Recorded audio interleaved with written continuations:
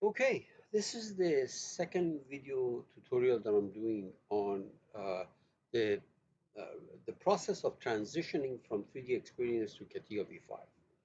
Now, the version of 3D Experience that I'm looking at is 2023X, and please keep in mind that buried inside of the 3D experience is the Catia V6, some form of Catia V6 and not Catia V5.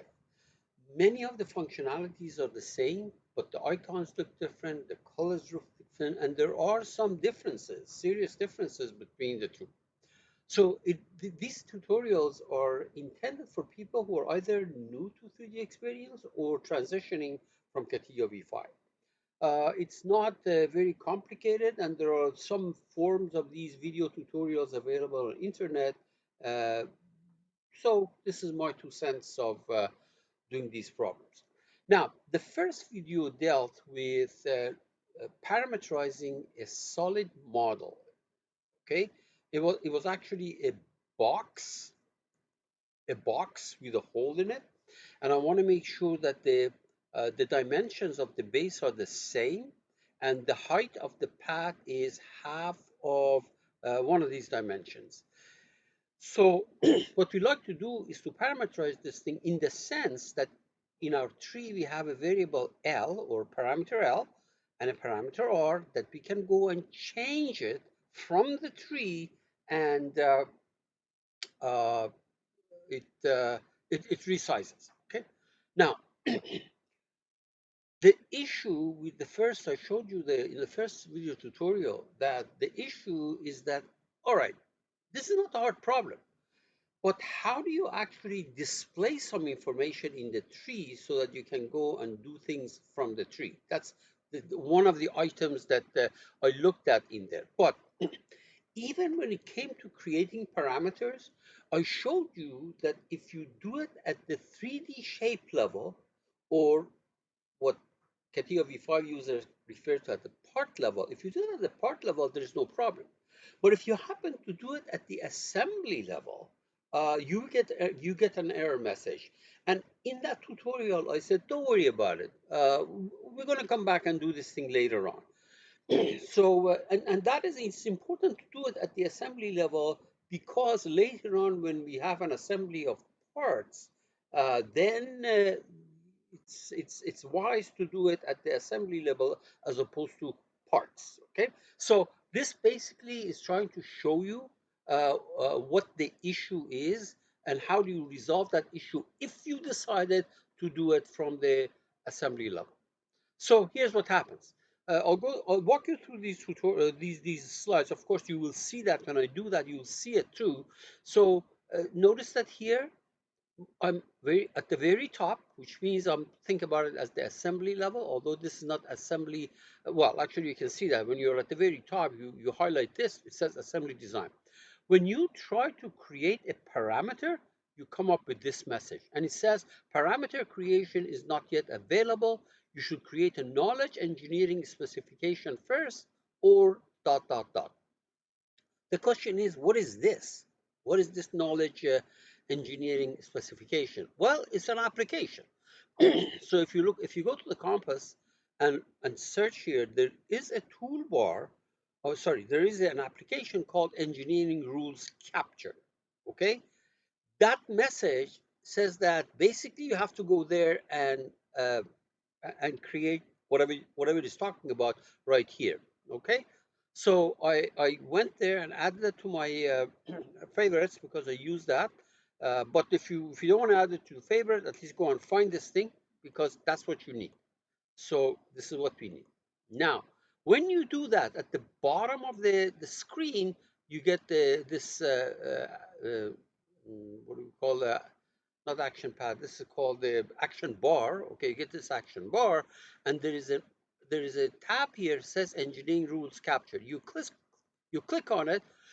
Of course, it changes. Icons change. That is the guide that we want. See that? This f of x with a box here. I have no idea why they have a box there, but anyway, when you click on that, this opens up. It says knowledge engineering specification. It's going to create one for you. Okay, you say okay. As soon as you do that, you end up in that application. See, engineering rules application, we went from part design, sorry, assembly design, we went from assembly design to this, and this is created at the bottom of the tree. And that's what it was talking about. First, you have to do this.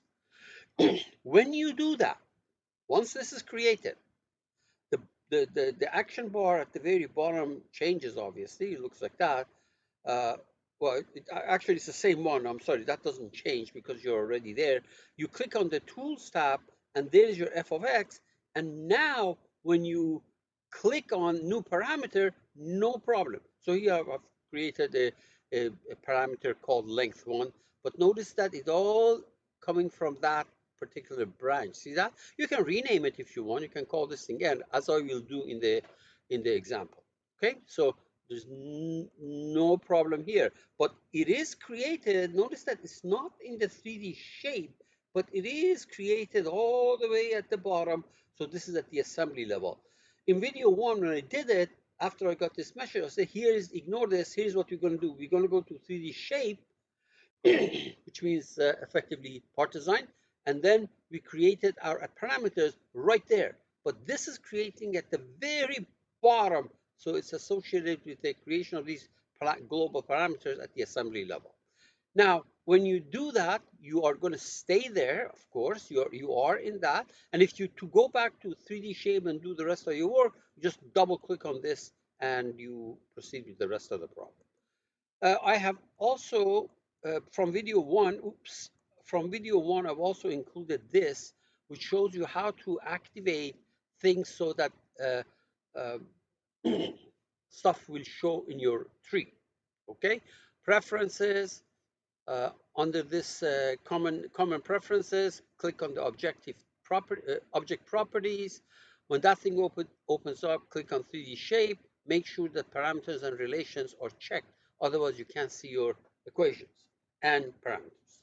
Okay, so let's go ahead here. We start with the part. Now, notice that when you start with part design, yes, of course it goes to the part design, but look at what happens here. Over here, this is at the assembly. If I double click on this guy, see that? If I double click on this top line, it'll throw you to, well, yeah, let me go here, assembly, because I already, right here, assembly design, okay? Right there. Okay. You click on this, double click on that, you're in part design. Double click on this, you're in assembly design. So here's what we did. All these slides, let me go to that guy. So I'm going to try to create parameters now. Okay, so let's go here. Here's your f of x. You click on it. This thing pops up. And let's say we want to create a parameter L of some value. You click on this, that guy comes up. So it's you can't do that. First, you got to go and create that using the application that I mentioned. Create that last branch. So we said, fine, no problem. Cancel that. So I said, go to engineering rules capture. This is one of the slides. Engineering rules capture. You click on it. You see that?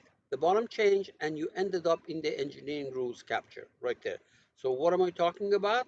It's, I did this, I ended up with this bottom action bar, and now I'm going to select uh, the f of x with the box, right? So let's do that. So and click on click on the engineer. Well, let's actually click on it's this engineering rules capture, right? Engineering rules capture tab. Don't forget this. And then here is the box with f of x on it. And there is your knowledge engineering specification, which is going to be created. And that is pertaining to this box, okay? So when you click on it, this guy is going to be created at the bottom. Let's do that. There we are. And now we have no problem. We're going to go and create our parameters. Okay, so let's go ahead and do that. So we click on select the tools tab right there. That's where you're going to use f of x. Okay, now before when I clicked on this, it came back with that error message. Now I'm going to say, okay, no problem. New parameter of type length. Click on it, but I don't want I don't want it to be this long name. I'm going to call this thing L, and for the value, I'm going to use, let's say, 10 inches. Another one, and this is going to be called R. I'm going to call this thing R. The value of it, I'm going to use, for example, 2 here. All right. Let's say OK and see what happens. When you click on this, there are parameters that are created, and they're L and R. That's because my preferences already activated those guys. So let's go here, object properties, 3D shape. Notice that I activated parameters and relations. Okay, that's a good idea to activate this too, but anyway, we don't need it for this particular problem. All right, so let me close that. We're back here. Okay, then we're going to create our part. Okay, now notice that you're right here. You're not in a workbench for part design, but if you double click on this fellow,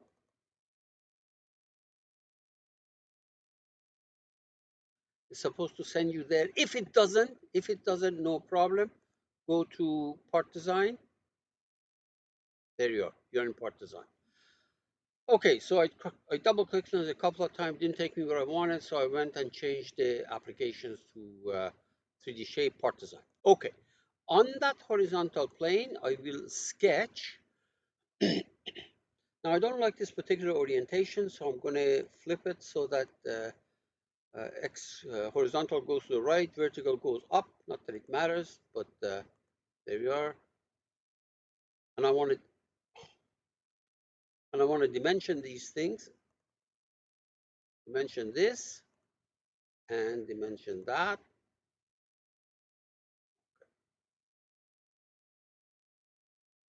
There. I'll leave it like this for now. Now, uh, a circle in the middle.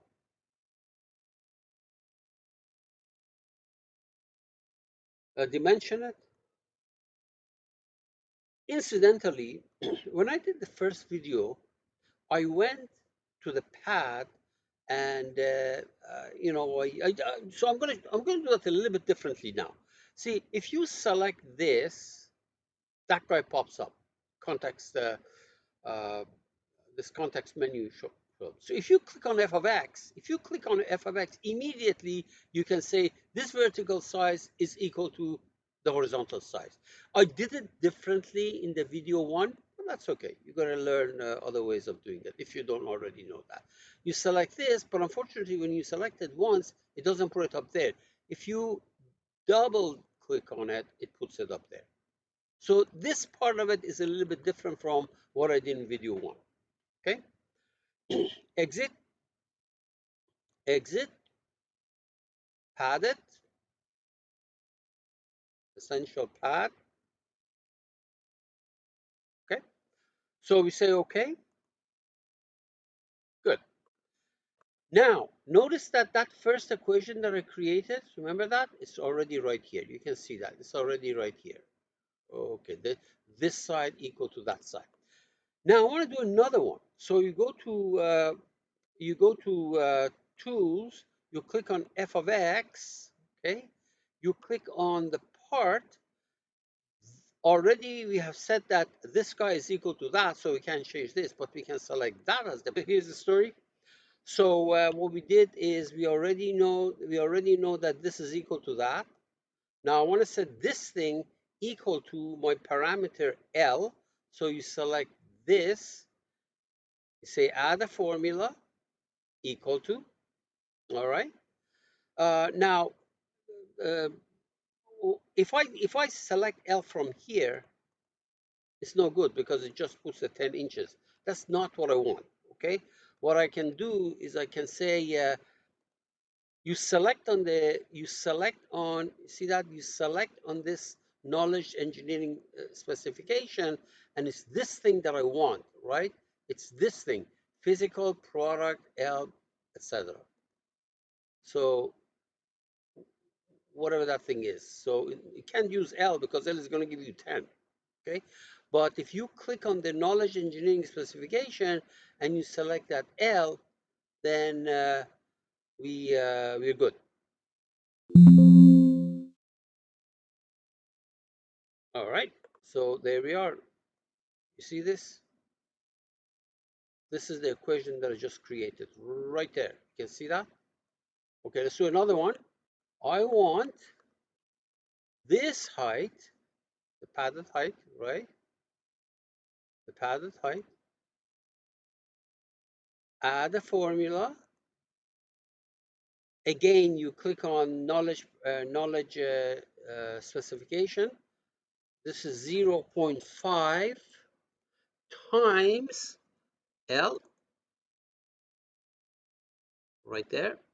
Okay, this is fine. It's a warning, no problem.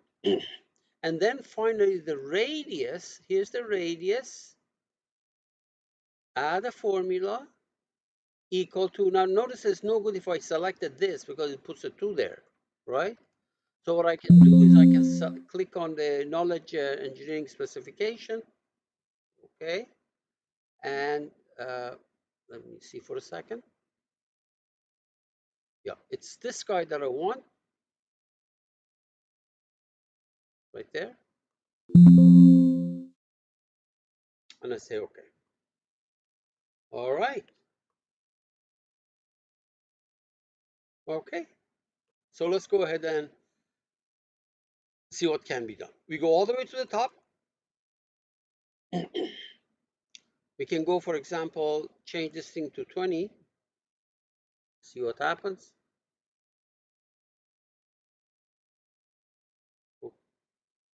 Did I change it to 20? 20. Say okay. And I guess because you're in the assembly design, you have to update in order to see stuff. So control U, control U, yeah, right there. Or you can go and update it the way you want. So let's go to R equal to 2. I'm going to make this thing R equal to 0.5 and say okay. And control U or update from here, either way.